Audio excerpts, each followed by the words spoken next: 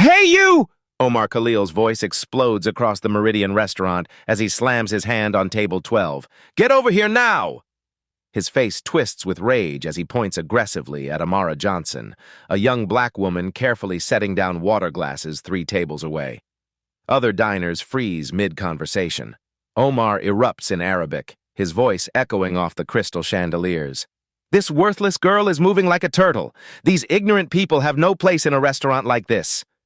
He storms toward Amara, still screaming in Arabic. Look at her stupid face. She probably doesn't even know what language I'm speaking. They hire anyone these days, even people who belong on the streets. Amara's hands tremble slightly as she continues her work, the crystal pitcher catching the light. Omar towers over her, his final Arabic insult cutting through the stunned silence. Brainless monkeys could do better than this pathetic excuse for service. Then Amara looks up and speaks. Have you ever been so invisible to someone that they revealed their true character right in front of you? Amara sets down her pitcher with steady hands. The restaurant holds its breath. Excuse me, sir, she says quietly in perfect Arabic. Do you need assistance with something? Omar's mouth falls open. His phone slips from his hand, clattering onto the marble floor. You speak Arabic? He stammers in English, his face draining of color.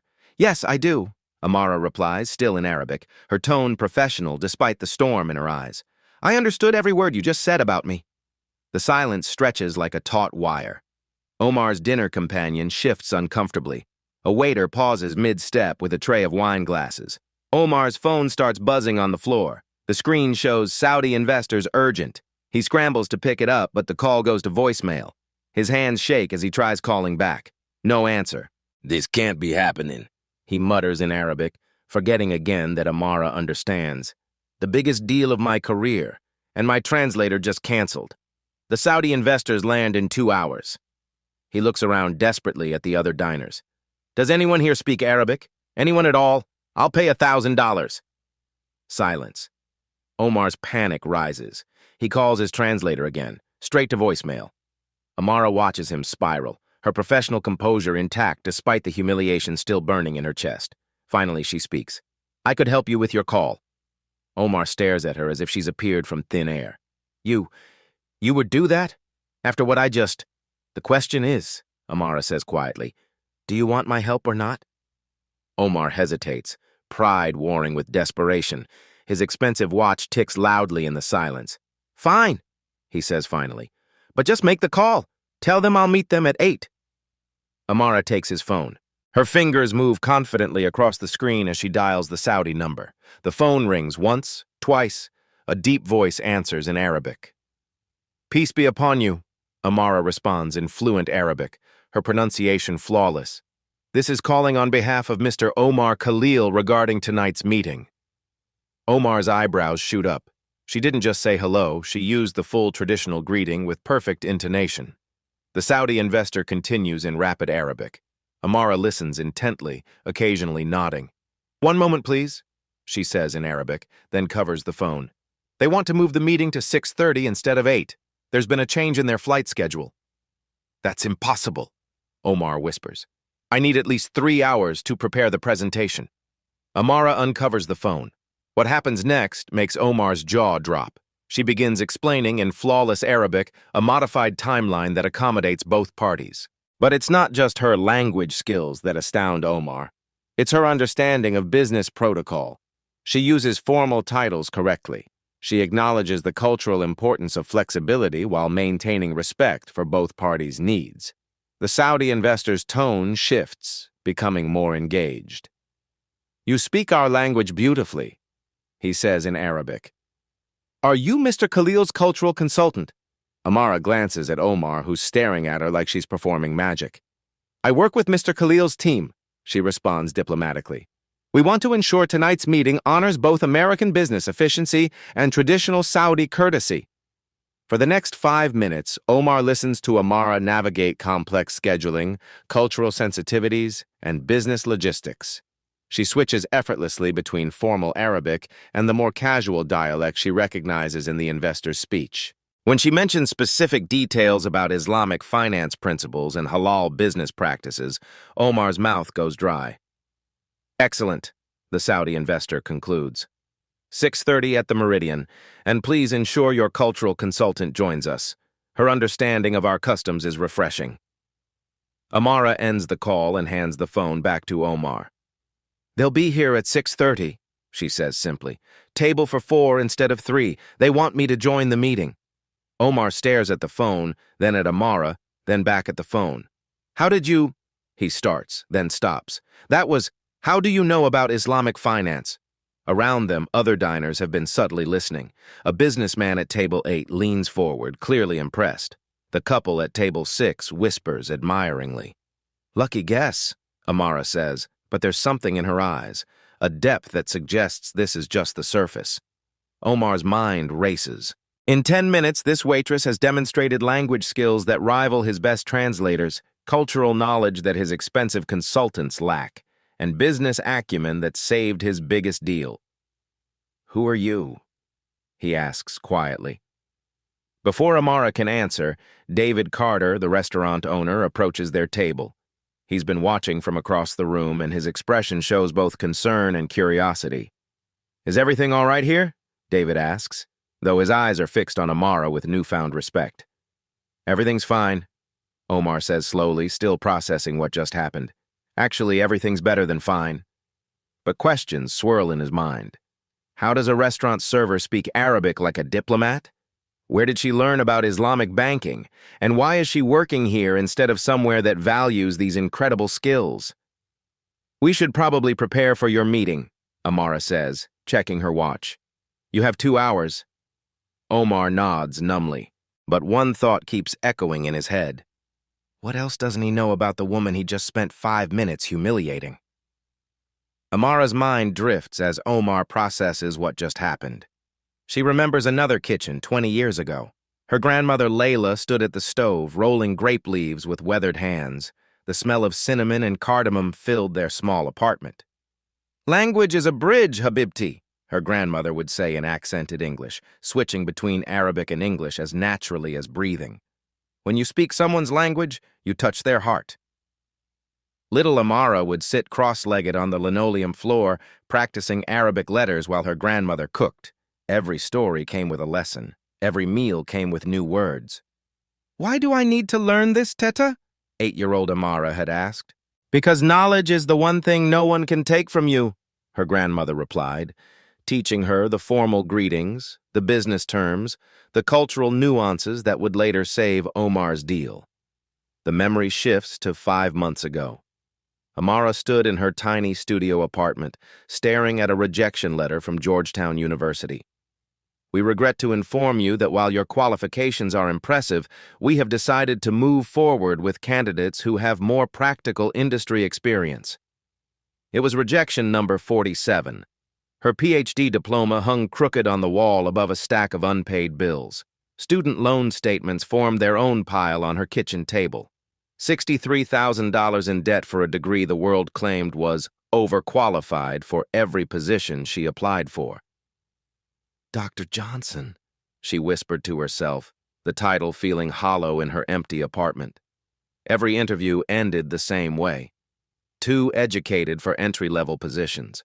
Not experienced enough for senior roles. A catch-22 that trapped brilliant minds in service jobs. Her grandmother's voice echoed in the silence. When doors close, build your own windows. 3 months later, Amara started at the Meridian. Not because she wanted to serve tables, but because she needed to survive while searching for her next opportunity. She never imagined that opportunity would walk through the door screaming insults in Arabic. But as she watches Omar struggle to comprehend what just happened, she realizes something profound. Sometimes the biggest opportunities come disguised as the worst moments. Omar stares at Amara like he's seeing her for the first time. The restaurant buzzes with quiet conversations, but their table feels suspended in silence. I need you at that meeting, he says suddenly, as my cultural consultant. Amara blinks. I'm working my shift until 10 tonight. I'll pay you $500 for 2 hours, Omar says, desperation creeping into his voice. These investors are worth $20 million to my company.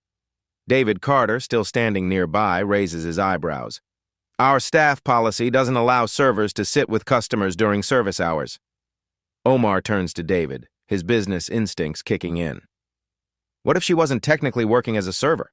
What if I hired her as an independent contractor for the evening? David looks at Amara, then back at Omar.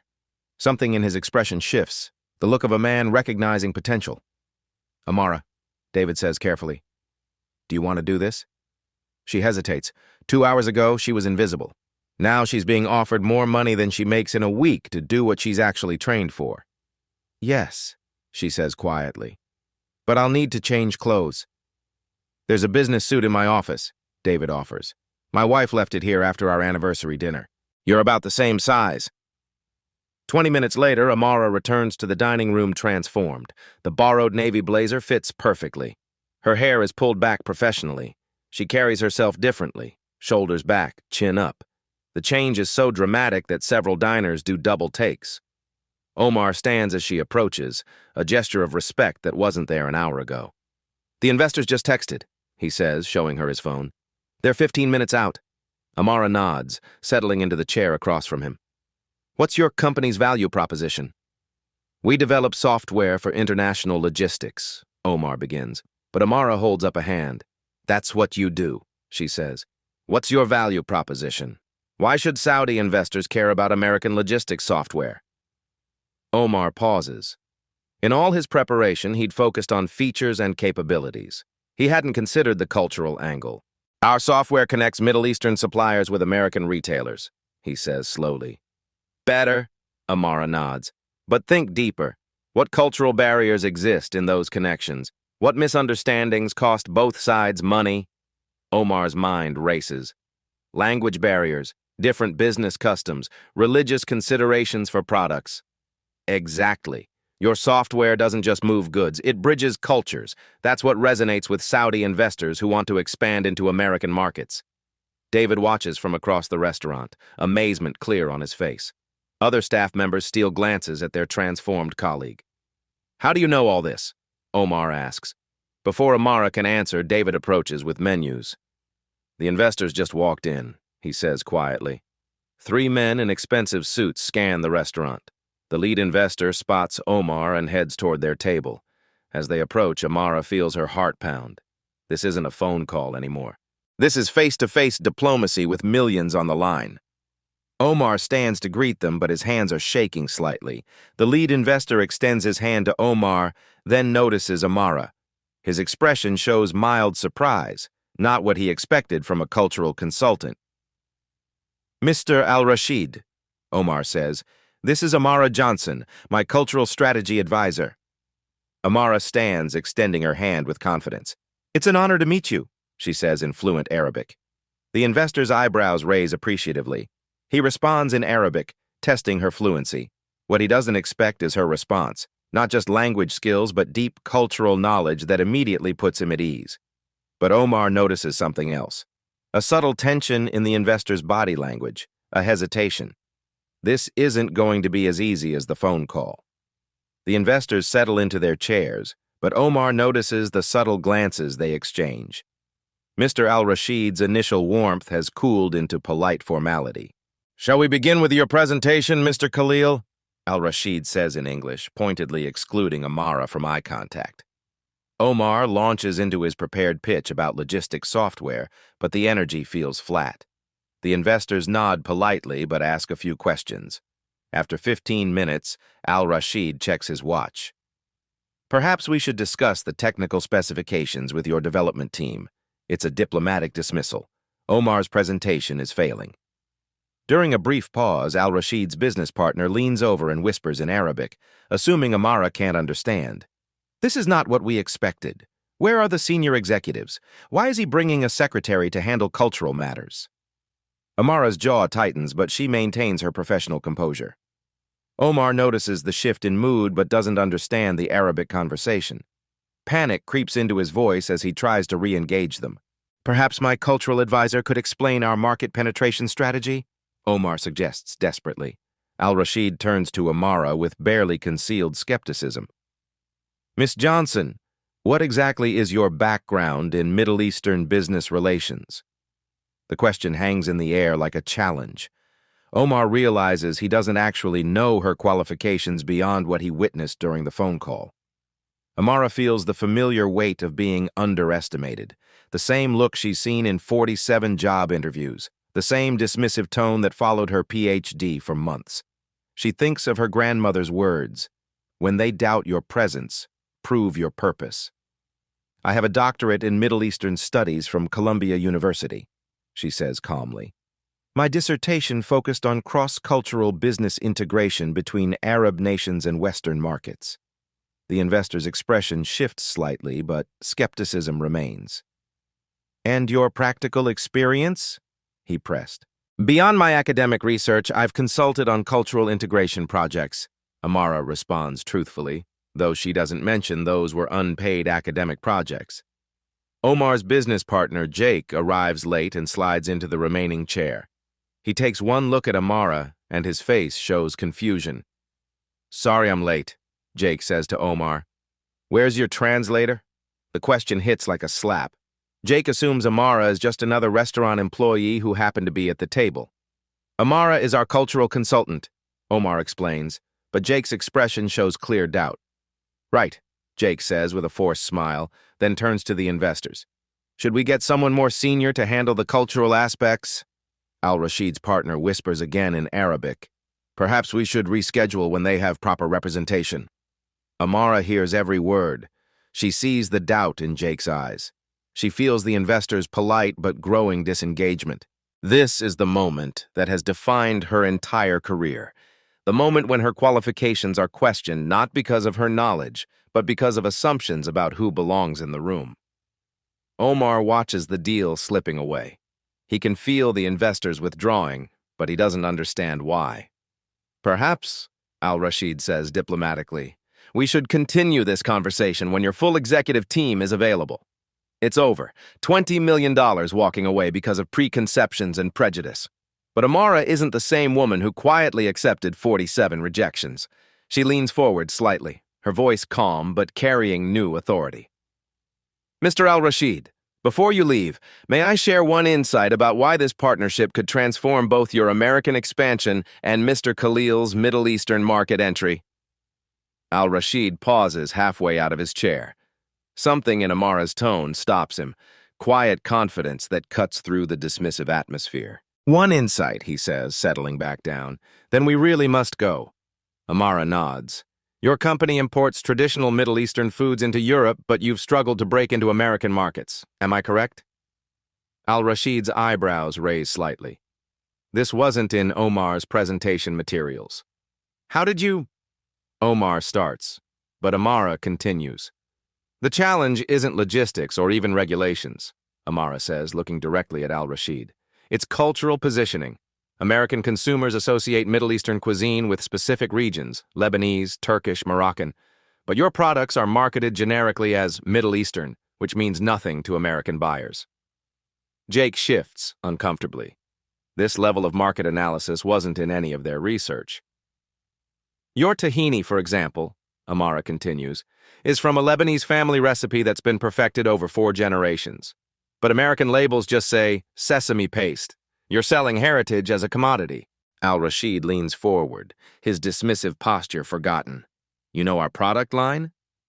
"I researched your company after our phone call," Amara says.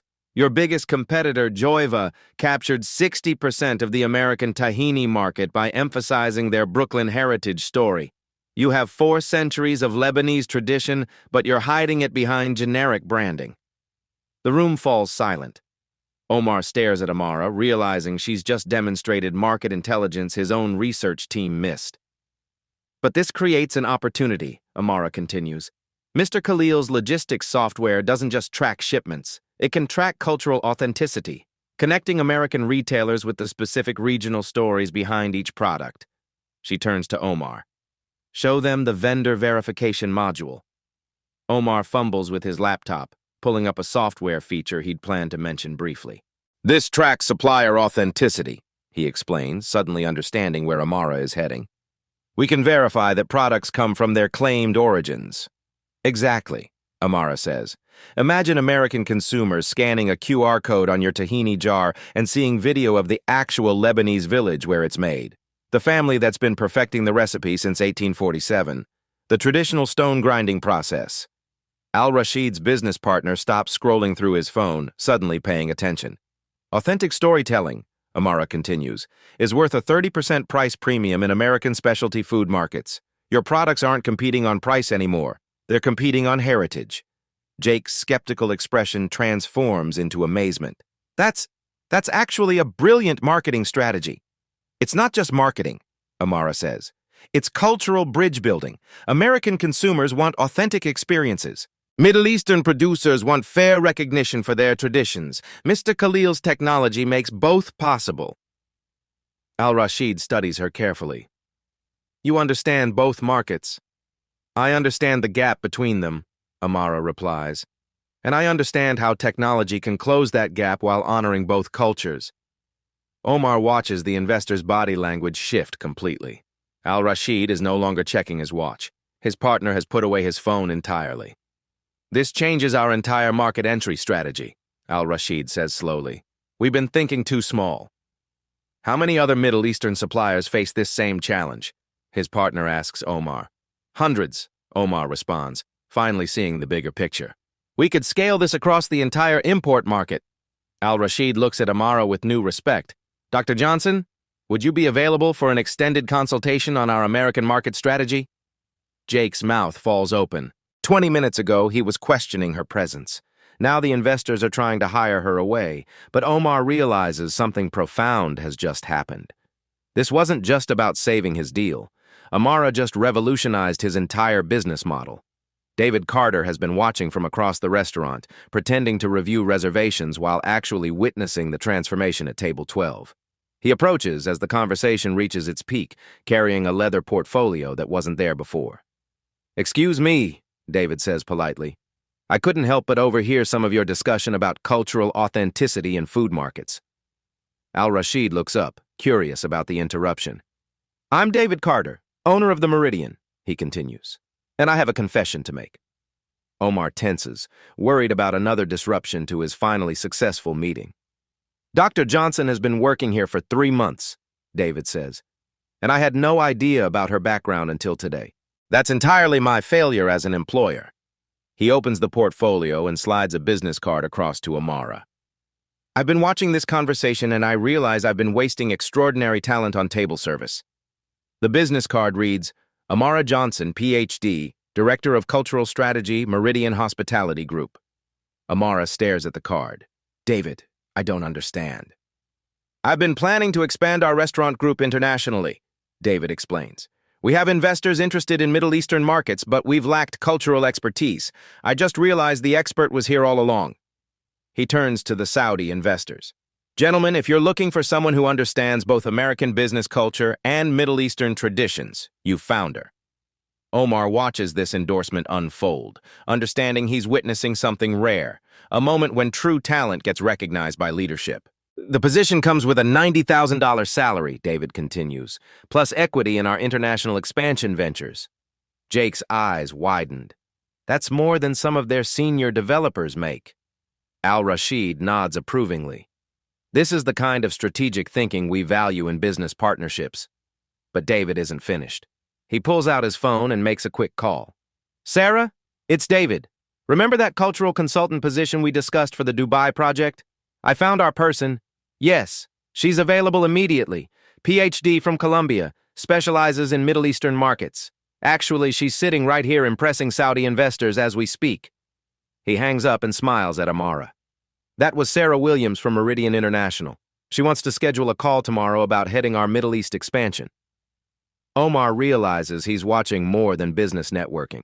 He's seeing institutional validation, the kind that opens doors and changes careers overnight. Dr. Johnson, Al-Rashid says formally, we would like to propose a consulting contract with your new company, 6 months with potential for extension. David slides another business card to Omar. And Mr. Khalil, if you're looking for a restaurant group that understands international business culture, we should talk about your corporate dining needs. The table falls silent as everyone processes what just happened. In 2 hours, Amara went from invisible waitress to director of cultural strategy with multiple job offers. But Omar sees something deeper in her expression. This isn't just about the money or the titles. It's about finally being seen for who she really is. "Thank you," Amara says quietly to David. "But I have one question." "What's that?" "Can I finish my shift first?" The table erupts in laughter, breaking the tension and sealing the bonds forming between these unlikely business partners. As the investors step away to make calls and David returns to his office duties, Omar and Amara find themselves alone at the table for the first time since his outburst. The restaurant hums with evening energy, but their corner feels suspended in quiet reflection. Omar stares at his hands, an expensive watch catching the light. "I owe you an apology that goes far beyond tonight's business." Amara nods but doesn't speak, letting him find his words. "When I was 12, Omar begins unexpectedly. "My family came to America with nothing. My father washed dishes at a Lebanese restaurant in Detroit. Every night, customers would complain about the foreign staff." He looks up, meeting her eyes for the first time with genuine vulnerability. "I swore I'd never be invisible like that again. I'd never let anyone look through me like I didn't matter." Amara's expression softens slightly. "What happened to your father?" "He worked 18-hour days for 5 years, saved every penny. Eventually, I bought that restaurant." Omar pauses. "But somewhere along the way, I forgot what it felt like to be dismissed. I became the person who dismisses others." The weight of recognition settles between them. "My grandmother raised me after my parents died," Amara shares quietly. "Lebanese immigrants, just like your family probably. She cleaned office buildings at night, studied English during the day." Omar's eyebrows raise. "Lebanese? Her maiden name was Khalil, actually." Amara almost smiles. "She used to say that America gives you 2 choices, become invisible or fight to be seen, but she taught me a third option, which is, be so undeniably excellent that blindness becomes impossible." Omar feels something crack open in his chest, a recognition deeper than business success or cultural understanding. "I spent tonight watching you be exactly that," he says softly. "And I almost missed it because of my own blindness." They sit in comfortable silence, the earlier tension replaced by something neither expected, mutual understanding born from shared struggle. "Your grandmother," Omar asks, "what would she think about tonight?" Amara touches the small gold pendant at her throat, a piece of Arabic calligraphy her grandmother gave her. "She'd say that sometimes the worst moments crack us open so the light can get in." Omar nods, remembering his own grandmother's Arabic proverbs about adversity and growth. $20 million, he says suddenly. "What? That's what this deal is worth. But sitting here now, I realize the real value wasn't the money. What was it?" Omar looks around the restaurant, at the diverse staff, at the mixing of cultures and stories happening at every table. Learning to see again. The next morning, Amara's phone buzzes at 6 a.m. Omar's name flashes on the screen. "Emergency," his voice crackles through. "The investors want a full presentation today, not just our company. They want to see the entire cultural strategy concept in action." Amara sits up in bed, instantly alert. "What kind of presentation?" 50 American retail executives, major chains like Whole Foods, Target, Costco, specialty importers. If we can convince them to adopt this cultural authenticity model, Al-Rashid will invest $50 million instead of 20. The numbers make her head spin. When? 2 o'clock, 4 hours from now. Amara's stomach drops. "Omar, I've never presented to retail executives. I don't have slides prepared, market research data, financial projections." "You have something better," Omar says. "You have understanding. Will you do this?" She thinks of her grandmother's voice. "When opportunity knocks, don't ask if you're ready. Ask if you're willing." "Yes," she says, "but we do this together." 3 hours later, Amara stands in the conference room of the Meridian's private dining space. 50 executives fill every chair. The Saudi investors sit in the front row. Omar paces nervously by the projection screen. David Carter introduces them. "Ladies and gentlemen, Omar Khalil from Dynamic Logistics and Dr. Amara Johnson, Director of Cultural Strategy." Scattered applause. Some executives check their phones. Others look skeptical about the young black woman claiming expertise in Middle Eastern markets. Amara notices the subtle dismissals, the quick glances that say, "too young," the polite smiles that mask doubt, the same look she's seen in 47 job interviews, but this time feels different. This time, she has proof of her worth. How many of you have walked through the international food aisle of your stores and wondered why sales are so disappointing? She begins. Several hands raise reluctantly. You stock authentic products from family recipes passed down for generations, but they sit on shelves next to mass-produced imitations, and customers can't tell the difference. She points to a man in the front row. Mr. Patterson from Whole Foods, your tahini sales dropped 12% last quarter. Any idea why? Patterson looks surprised she knows his name and company statistics. Market saturation, we assumed. Actually, it's cultural confusion, Amara says. You're selling Lebanese tahini next to Turkish tahini next to mass-produced American tahini, all with similar packaging. Customers buy the cheapest option because they can't identify authentic value. Murmurs ripple through the room. She has their attention now. But what if customers could scan a code and see the actual Lebanese village where their tahini is made? What if they could meet the family that's been perfecting this recipe since 1847? Omar steps forward, pulling up the software demonstration on his laptop. Our tracking system doesn't just follow products, it follows stories. For the next 20 minutes, they work in perfect synchronization. Omar demonstrates the technology while Amara explains the cultural context. She shares market data she researched through the night, consumer psychology studies, examples from other industries where authentic storytelling commanded premium prices. Authentic products with verified cultural stories sell for 35% higher prices, she explains. But more importantly, they create emotional connections that build customer loyalty. A woman from Target raises her hand. This sounds expensive to implement. The opposite, Omar responds. Our software reduces authentication costs by 60% compared to current verification methods. And the cultural insights drive sales increases that far exceed implementation costs, Amara adds. We're not talking about higher expenses, we're talking about higher profits through authentic value creation. The room energy shifts.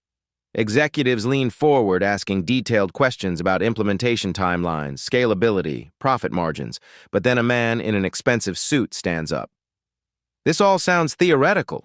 Do you have any actual proof this works? The room falls silent. This is the moment every consultant fears, the demand for concrete results when dealing with an innovative concept. Amara feels her heart pound. She has academic research, market analysis, and compelling logic, but no real-world case studies. Omar sees her hesitation and steps closer, a gesture of solidarity. You want proof? Amara says finally. Yesterday, Mr. Al-Rashid's company was planning a modest entry into American markets. After one conversation applying these principles, they're prepared to invest $50 million instead of 20. She turns to Al-Rashid. Would you like to share what changed your mind? Al-Rashid stands, commanding the room's attention. Dr. Johnson showed us that we weren't just selling products, we were selling heritage. In one evening, she transformed our entire business strategy. And the financial impact? Asked the Target executive. We project this approach will increase our American market penetration by 400% within 2 years, Al-Rashid says. This isn't a theory. This is our new business reality. The room explodes into conversation. Executives pull out phones, making calls to their procurement teams. Business cards appear from every direction. Omar watches Amara field questions with growing amazement. She's not just answering, she's teaching, inspiring, transforming how these business leaders think about cultural commerce. A Costco executive raises her hand. Dr. Johnson, we source products from 17 different countries. Could this model work for Asian and African markets too? Absolutely, Amara responds. Cultural authenticity transcends specific regions. Every culture has stories worth telling and traditions worth honoring. What about scalability? Asks another voice.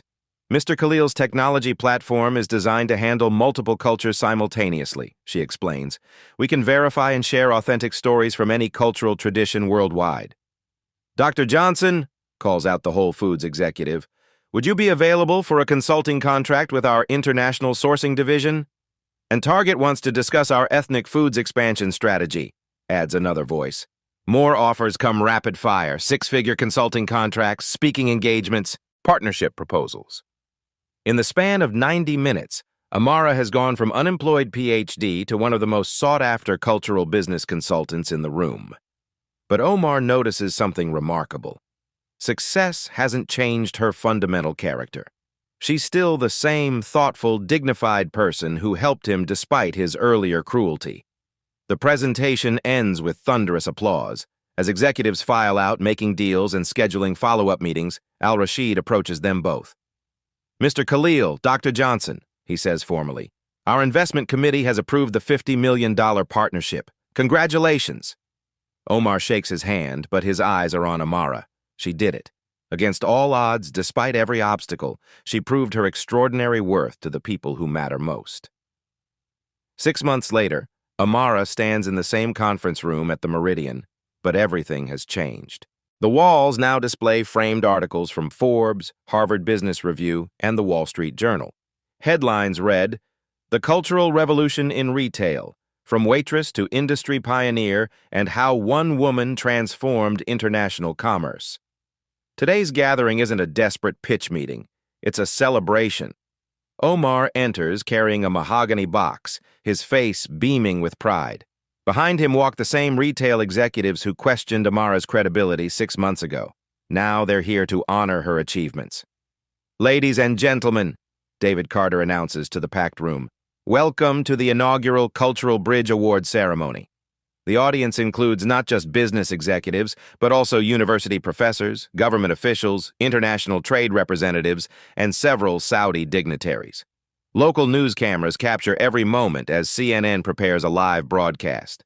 Al-Rashid takes the podium first. 6 months ago, our company projected modest growth in American markets. Today, thanks to Dr. Johnson's Cultural Authenticity Program, we've exceeded our 5-year targets in 6 months. Applause fills the room, but he raises his hand for silence. But the numbers only tell part of the story, he continues. We've received thousands of letters from customers who feel connected to our products in ways they never experienced before. They're not just buying tahini or olive oil, they're buying pieces of cultural heritage. A Target executive stands next. Dr. Johnson's consulting has transformed our entire international foods division. Sales are up 67%, but more importantly, we're building bridges between cultures that seemed impossible to connect. The Whole Foods representative adds her voice. Our customers now understand the difference between authentic cultural products and mass-produced imitations. They're willing to pay premium prices for verified heritage stories. Omar approaches the podium holding the mahogany box. Amara, this recognition isn't just about business success. It's about changing how America sees authentic cultural value. He opens the box, revealing a crystal award engraved with Arabic calligraphy alongside English text. Cultural Bridge Builder, connecting hearts through heritage. But that's not all. Inside the box sits a check for $500,000, Amara's consulting earnings from the past 6 months. Your first year's profit sharing from our partnership, Omar explains, but we have bigger news. David Carter joins them on stage. The Meridian Restaurant Group is proud to announce the Amara Johnson Foundation for Cultural Business Education. A gasp ripples through the audience. Several university representatives lean forward with intense interest. $1 million in scholarship funding for first-generation college students pursuing degrees in cultural studies, international business, and cross-cultural communication. David continues. Dr. Sarah Martinez from Columbia University stands and applauds. Dr. Johnson's work has already influenced curriculum changes in our Middle Eastern Studies program. This foundation will help train the next generation of cultural bridge builders. Amara's hand trembles as she accepts the award. The weight of the crystal feels solid in her palms, but the weight of recognition feels even more substantial. 6 months ago, she begins, her voice steady despite the overwhelming moment. I was serving water to customers who looked right through me. Today, I'm serving connections between cultures that seemed impossible to bridge. The audience leans forward, hanging on every word. Even the CNN cameraman adjusts his position to capture her expression. But this award doesn't belong to me alone. It belongs to my grandmother, Layla, who taught me that language is a bridge to understanding. It belongs to every overlooked employee whose potential remains hidden. It belongs to every immigrant family whose stories deserve to be heard. She looks directly at Omar. It belongs to people brave enough to admit their mistakes and change their perspectives. Omar nods, remembering that first terrible encounter and how far they've both traveled since then. Most importantly, Amara continues, this recognition belongs to everyone who believes that business can be about more than profit. It can be about human connection. The applause is thunderous, but Amara isn't finished. I want to share something personal, she says, touching the Arabic pendant at her throat. My grandmother used to say that Allah plants seeds of opportunity in the darkest soil. 6 months ago, I thought my dreams were buried under student debt and rejection letters. She pauses, emotion catching in her voice. But sometimes the worst moments crack us open so the light can find its way in. A woman in the audience wipes away tears. Several executives nod in recognition of their own buried dreams and second chances. The foundation we're announcing today will ensure that no brilliant mind gets trapped in the wrong job because of financial barriers or cultural misunderstanding, Amara declares. Al-Rashid stands, beginning a standing ovation that spreads throughout the room like a wave. As the applause continues, Omar thinks back to that first evening. His arrogance nearly cost him the deal of a lifetime. His prejudice almost blinded him to extraordinary talent standing right in front of him. Now, watching Amara command respect from industry leaders and government officials, he realizes the true value of what happened that night. It wasn't about saving a business deal. It was about discovering that excellence often hides in unexpected places, waiting for someone brave enough to see it. After the ceremony, as guests mingle and share their own stories of hidden potential, Amara finds a quiet moment with David. You took an enormous risk that first night, she tells him. Letting a waitress sit with important customers violated every policy. David smiles. The biggest risk would have been not recognizing your talent. Great leaders don't follow policies when policies prevent greatness. Later, as the evening winds down, Omar approaches Amara one final time. I have something for you, he says, pulling out a small wrapped package. Inside is a business card holder made from Lebanese cedar wood, engraved with her new title, Dr. Amara Johnson, founder and CEO, Cultural Bridges International. Your grandmother would be proud, Omar says softly. Amara runs her fingers over the smooth wood, remembering hands that taught her to speak with dignity, to bridge differences with understanding, and to never let anyone make her feel invisible. She would say that bridges are strongest when they're built from both sides, Amara replies. As the last guests leave and the cameras pack up, Amara stands alone in the conference room where her life changed forever. The Crystal Award catches the light from the chandelier above, casting rainbow reflections across the walls where her achievements now hang framed in gold. 6 months ago, she was invisible. Tonight, she's unforgettable. 1 year later, Amara walks through the doors of the Meridian restaurant. But this time, she's not carrying water pitchers or clearing tables. She's leading a delegation of 12 young professionals, all scholarship recipients from the Amara Johnson Foundation. Each one carries a story of hidden potential finally recognized. This is where it all began, she tells them, gesturing toward table 12, where Omar once humiliated her in Arabic. The young professionals look around in wonder. Maria, a first-generation Mexican-American with a degree in Asian studies, whispers, "You really went from waitress to CEO in one night?" "Not in one night," Amara corrects gently. "The potential was always there. It just took the right moment for someone to see it." David Carter approaches with a warm smile. "Dr. Johnson, welcome back. Your usual table? It's become a monthly tradition." Amara brings her foundation scholars to the Meridian to share their own breakthrough stories over dinner. Tonight's group includes James, a former custodian who speaks 6 languages and now works as a cultural consultant for Microsoft. Sarah, who went from retail clerk to international trade specialist after completing her foundation-sponsored degree. Marcus, whose knowledge of African markets landed him a position with the World Bank. Each of your stories matters, Amara tells them as they settle around the expanded table 12. Every time someone sees past a job title to recognize human potential, the world changes a little. Omar arrives with his own surprise.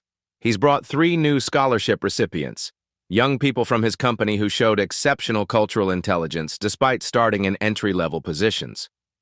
The ripple effect keeps growing, he says to Amara. Our cultural authenticity program now operates in 43 countries, but more importantly, we've identified and promoted 17 people who were overlooked by traditional hiring practices. The dinner conversation flows between languages and cultures. Arabic mixes with Spanish, Mandarin, and French as these young professionals share their dreams and challenges. But the most powerful moment comes when Marcus stands up. Dr. Johnson, he says, I want to thank you for something specific, not just the scholarship money, but for showing us that being underestimated isn't a limitation. It's preparation. The table falls quiet. When people look at me and see just another young black man, I remember that someone once looked at you and saw just a waitress, and you turned that blindness into your superpower.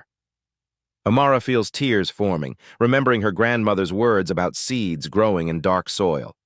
That's the real lesson, she responds. Excellence doesn't announce itself. It waits patiently for recognition, but while it waits, it prepares. As dinner ends, David makes an announcement that surprises everyone. The Meridian Restaurant Group is expanding the foundation's reach. We're opening cultural bridge centers in 12 cities, offering free language classes, cultural education, and business mentoring. The young professionals cheer, but Amara notices something deeper happening. At neighboring tables, other diners have been listening. A businessman approaches Marcus to discuss African market opportunities. A restaurant manager asks Sarah about her language skills. Connections form organically as people recognize potential they might have missed. Later, as the group prepares to leave, Omar pulls Amara aside. I've been thinking about that first night, he says. Do you ever wonder how many other Amaras are out there? How many brilliant minds are invisible because we're not looking hard enough? Amara smiles. That's why we're here. That's why the foundation exists, to make sure fewer people stay invisible. As they walk toward the exit, she stops at the hostess station where a young woman is organizing reservation lists with remarkable efficiency and attention to detail. Excuse me, Amara says gently. I'm Dr. Amara Johnson. What's your name? Isabella, the young woman responds, slightly startled by the attention. Isabella, do you speak any other languages? 4, actually, Italian, Portuguese, French, and some German, but they said I only needed English for this job. Amara exchanges a meaningful look with Omar and David.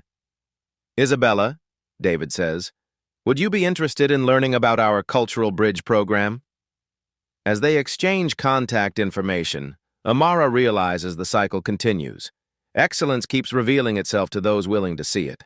Walking out into the Seattle night, surrounded by young people whose potential is finally being recognized, Amara thinks of her grandmother's words one more time. The seeds planted in darkness have become a forest of opportunity. But here's the question that matters most. Who are you not seeing today? Look around you. At the cashier who handles difficult customers with remarkable patience. At the janitor who speaks 3 languages. At the server who solves problems with quiet intelligence. What extraordinary talents are hiding in plain sight, waiting for someone to notice? Sometimes the most remarkable people are standing right in front of us. All we have to do is see them. At Black Voices Uncut, we don't polish away the pain or water down the message. We tell it like it is because the truth deserves nothing less. If today's story spoke to you, click like, join the conversation in the comments, and subscribe so you'll be here for the next Uncut Voice.